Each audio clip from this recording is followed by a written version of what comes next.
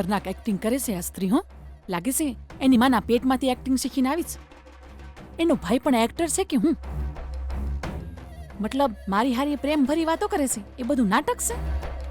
બેના, હું કહેતા હતા મંત્રી સાહેબ? બીજું શું કે ભઈલા? વિજયને ગમે તે રીતે ફાઇટ કરતા રોક, એને કન્વિન્સ કર, એમ કહેતા હતા. જો વિજય આ ફાઇટ નહીં લડે તો એને 1 લાખ રૂપિયા નહીં મળે અને એ આ મેચ હારી જશે. અને જો એ હારી જશે તો તું જીતી જાય માર બેના. જો એણે મારી વાત માની લીધી હોત તો આવું ન થાત. એ તો પેલી ગીતા પાછળ દોડવાવાળો મૂર્ખ ઘોડો છે. એ એટલો દૂર જતો રહ્યો છે કે હવે એને રોકવો મુશ્કેલ છે. અરે પણ બેના, હવે તું શું કરવા માંગે છે? જો વિજય આ ફાઇટ લડશે તો એની હાર કન્ફર્મ છે બેના. એની હોમત જો કુણ છે સુલતાન સાંગાકારા. રિઝલ્ટ માટે ફાઇનલ મેચ જોવી પડે ને, ત્યાં સુધી રાહ જોવાની મારામાં ધીરજ નથી ભઈલા. જે પરમ દિવસે થવાનું છે આજે જ થઈ જવું જોઈએ. એટલે વિજય આજે જ હારી જવો જોઈએ ભઈલા. તેજ ગતિએ દોડતા ઘોડાને આપણે ષડયંત્ર કરીને પાડી દેવો પડશે. ઓ બાપરે, તું આટલું બધું ચોખ્ખું ગુજરાતી બોલી રહી છે, મને તો કોઈ સમજાતું નહીં બેના. બધું માથા પરથી જાય છે બેના. અરે જે પરમદાડે થવાનું છે આજે જ થવું જોઈએ, એટલે પરમદાડે જે મેચ છે એ આજે થવી જોઈએ એવું કહેશે તું?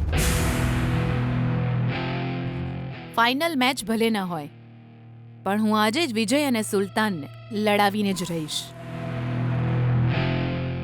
એ છે એ રીતે સુલતાનના અહંકારને છંછેડવો પડશે. શાંત બેઠેલા સિંહને જગાડવો પડશે. તો જ એ વિજયનો જે વિશ્વાસ છે એને તોડી નાખશે, એના પ્રેમની બલી ચડાવશે.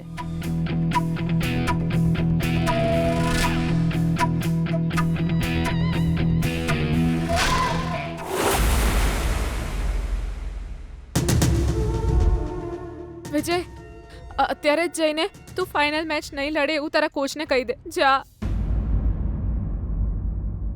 તો ચૂપચાપ કેમ ઊભો છે વિજય? જા વિજય, જા.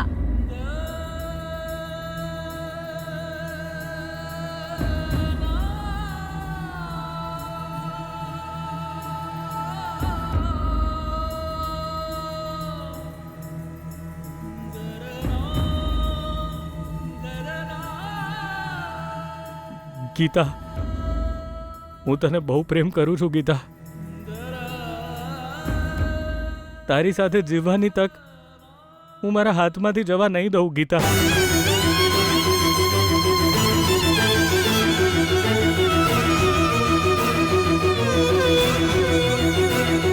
એના માટે હું આગલા જન્મ સુધી તારી રાહ જોવા તૈયાર છું વિજય. પણ આ રીતે તને મોતના મુખમાં ધકેલી દેવા માટે હું જરાય તૈયાર નથી વિજય. ગીતા,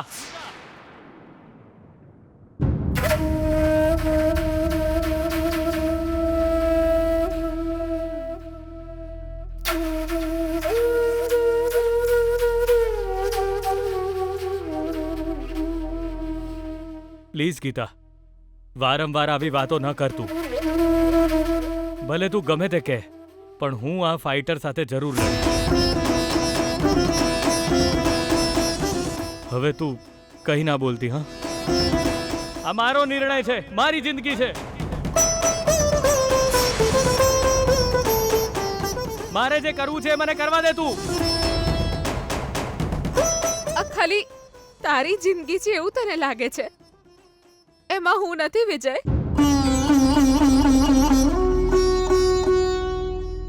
ગીતા, તું કઈ જ ના બોલીશ વિજય. તારા માટે આપણા પ્રેમ કરતા તારી જીત પૂરી કરવી વધારે મહત્વની છે, એટલે તું આવું કરે છે ને?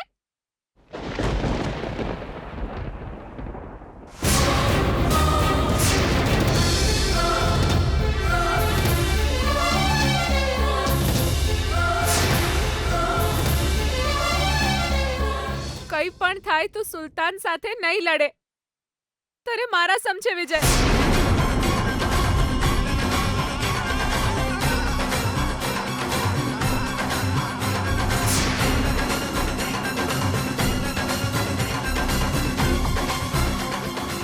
આટલો સમજાવ્યો તો પણ જો તું લડીશ તો હું સમજીશ કે તું મને પ્રેમ નથી કરતો વિજય.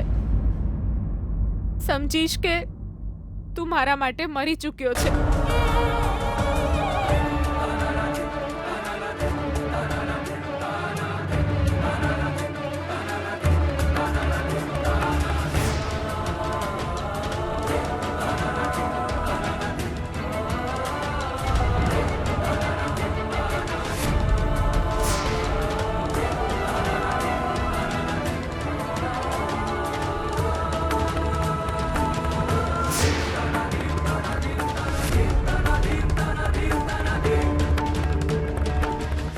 ગીતા!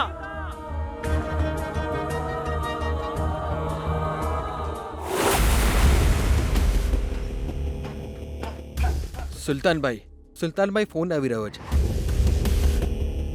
વર્કઆઉટ કરી રહ્યો છું, દેખાતું નથી તને? ભાગ અહીંથી. સર એ તો અરે યાર, વર્કઆઉટ ચાલતું હોય ત્યારે ડિસ્ટર્બ ના કર. જા અહીંથી. સર વારંવાર કોલ આવી રહ્યો છે. સુલતાન, જરા જોતો. આજકાલ પર્સનલ નંબર પર બહુ વધારે કોલ આવે છે. સ્પીકર ઓન કર. ઓન કરી દીધું ભાઈ. વાત કરો. હું સુલતાન બોલી રહ્યો છું. Mister Sultan Sangakkara, the boxing devil, king of boxing, ક્યારેય હારે નહીં એવો બોક્સર, એક્સેટ્રા એક્સેટ્રા એક્સેટ્રા. પણ હવે આ બધા ટાઇટલ છીનવી લેવાનો સમય આવી ગયો છે.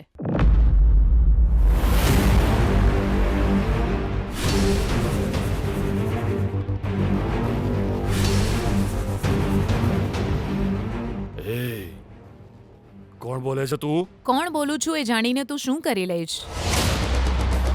પણ હું જે કહી રહી છું એ 100% સાચું પડવાનું છે. અરે તું નથી જાણતી આ સુલતાન કોણ છે? તું કોણ છે? એ કેમ ફોન કર્યો છે? પેલા બોલ. તારો હારી જવાનો સમય આવી ગયો છે. તારી બોક્સિંગની જિંદગીનો the end is coming soon. બસ એ જ કહેવા માટે ફોન કર્યો છે.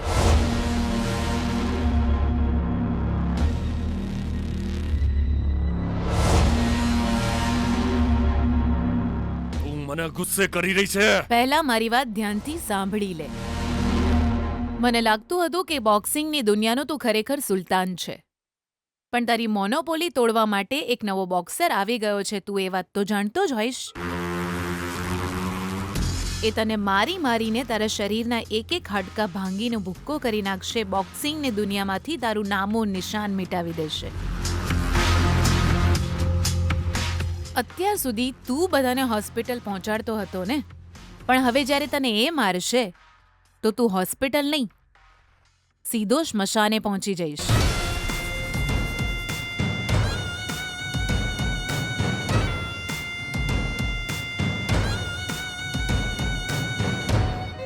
આટલા વર્ષથી બોક્સિંગની દુનિયામાં તું રાજાની જેમ રાજ કરતો હતો ને, પણ હવે એ બોક્સર તારું રાજ છીનવી લેવાનો છે.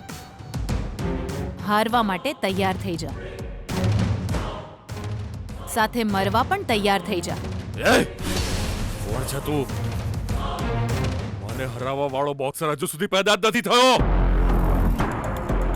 અને તું પાછી મારી સામે બીજા બોક્સરના વખાણ કરી રહી છે.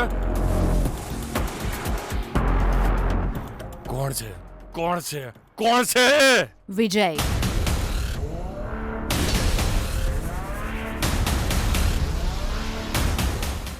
ધ ગ્રેટ વિજય કુમારની વાત કરી રહી છું.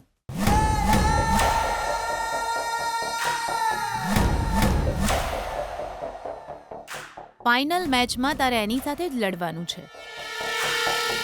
તું એની સાથે લડીને હારી જાય એ પહેલા બોક્સિંગ છોડી દે. તું બોક્સિંગ છોડી દેસ તો એ તને છોડશે ને. સો એક કામ કર, આ શહેર જ તું છોડી દે. કેમ કે પોતાના દુશ્મનને શોધીને મારે છે એ વિજય. તું ભલે બોલ્યા કરે, પણ તારો વિજય મારો એક વાળ પણ વાંકો નહીં કરી શકે. ઓ વહેમ.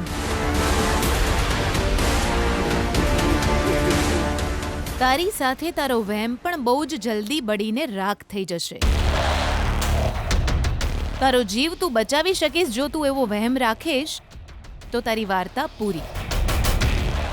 જો તને તારો જીવ વહાલો હોય તો અત્યારે જ ભારત બોક્સિંગ ક્લબમાં જઈને એના પગ પકડીને, ગુરુ તમે ગ્રેટ છો, તમે ગ્રેટ બોક્સર છો, તમે મને છોડી દો એવી વિનંતી કર.